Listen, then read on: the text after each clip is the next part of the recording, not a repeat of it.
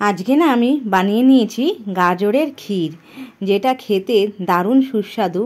এতটাই সুস্বাদু হয়েছে যে এটা বানানোর সঙ্গে সঙ্গে কিন্তু শেষ হয়ে গেছে আমার বাড়িতে। তো তোমরাও বাড়িতে অবশ্যই বানিয়ে নাও। আর বাজারে সমস্ত ক্ষীরের স্বাদকেই এটি হার মানাবে। বাজার থেকে আর ক্ষীর কিনে খেতে হবে না। এই ক্ষীরটি বানানোর জন্য দেখো আমি এখানে নিয়ে নিয়েছি গাজর। এখানে আমি 250 গ্রাম মতন গাজরকে ফাইনলি চপড করে নিয়েছি। গ্রেটারের সাহায্যে করে নিতে পারো, বা তোমরা হাত মিক্সিতেও চপড করে নিতে পারো। তারপরে ওভেনের উপরে কড়াই বসিয়ে সামান্য ঘি দিয়ে আমি 3টে এলাচ ফোড়ন দিয়ে দিলাম। তারপরে এই গাজরটা, যেটা আমি গ্রেট করে রেখেছি, সেই গ্রেট করা গাজরটা দিয়ে বেশ ভালো করে ভেজে নেব। গাজরটা কিন্তু ঘিয়ের মধ্যে ভাজলে এর স্বাদটা কিন্তু অনেকটাই ভালো হয়ে যায়, দারুণ খেতে লাগে, দুর্দান্ত খেতে লাগে। ঘি না থাকলে তোমরা সাদা তেলেও এটা করতে পারো, কিন্তু ঘিয়ের স্বাদটা কিন্তু অনবদ্য লাগে। আর এখানে 1 মুঠো গোবিন্দভোগ চাল নিয়ে নিয়েছি, সেটাকে ভিজিয়ে রেখেছিলাম। এই গোবিন্দভোগ চালটা আমি মিক্সিতে দিয়ে জাস্ট ক্রাশ করে নেব, পুরোপুরি পেস্ট করব না। পেস্টটা আমি পরে করব, প্রথমে আমি এটা ক্রাশ করে নেব। ক্রাশ করে সেটাকে আমি ব্যবহার করব। তো এরপরে যে গাজরটা ভাজা হয়ে এসছে না হালকা, এটা আমি লো ফ্লেমে গাজরটা কিন্তু ভেজেছি। গাজরটা কিন্তু হাই ফ্লেমে ভাজবে না, তাহলে কিন্তু ভাজাটা পুড়ে যাবে। আর এর মধ্যে আমি 1 কাপ দুধ দিয়ে দিলাম।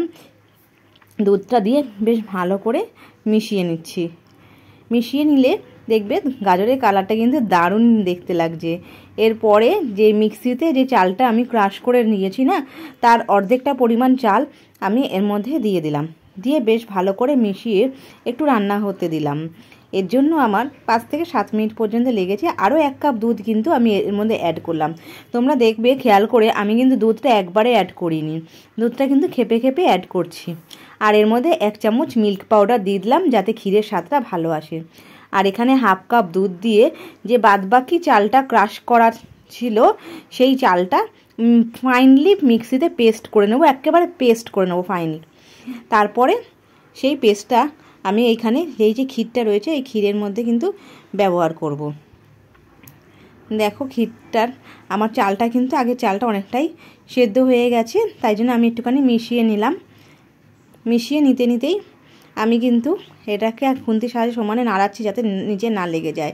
এই যে মিক্সিতে যে চালটা আমি পেস্ট করে রেখেছি, দুধ আর চালের মিশ্রণটা, সেটাই কিন্তু এর মধ্যে দিয়ে দিলাম। দিয়ে বেশ ভালো করে মিশিয়ে নিচ্ছি। এই ক্ষীরটা কিন্তু হতে বেশিক্ষণ সময় লাগে না, জাস্ট কিছুক্ষণের মতন সময়। আর বাড়িতে যদি কোনো গেস্ট এসে যায় না, তুমি চটপট করে এই ক্ষীরটা বানিয়ে তাদেরকে সার্ভ করতে পারো। দারুণ দুর্দান্ত খেতে কিন্তু।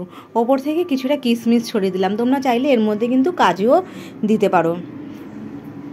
একঘেয়ে ঘরে পায়েস খেতে ভালো লাগে না, তাই জন্যই কিন্তু এই ক্ষীরটা একেবারে দারুণ লাগবে।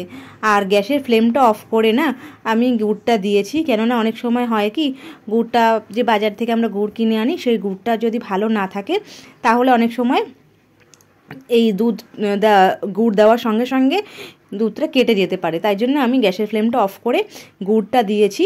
আর তারপরে 5 মিনিটের মতন চাপা দিয়ে রেখেছি। গুড়টা গলে গেছে। এরপরে আমি গুড়টা কিন্তু মিশিয়ে নিচ্ছি। আর ওপর থেকে 1 চামচ মতন ঘি আমি কিন্তু দিয়ে দিয়েছিলাম। দেখো গুড়টা কিন্তু সম্পূর্ণ গলে গেছে, তাই আমি এই অবস্থায় মিশিয়ে নিচ্ছি। আর এটা আমার তাতেই কিন্তু একেবারে দারুণ স্বাদের ক্ষীর একেবারে রেডি হয়ে গেছে, সার্ভ করার জন্য রেডি। চলো তোমরাও বাড়িতে ঝটপট করে বানিয়ে নাও।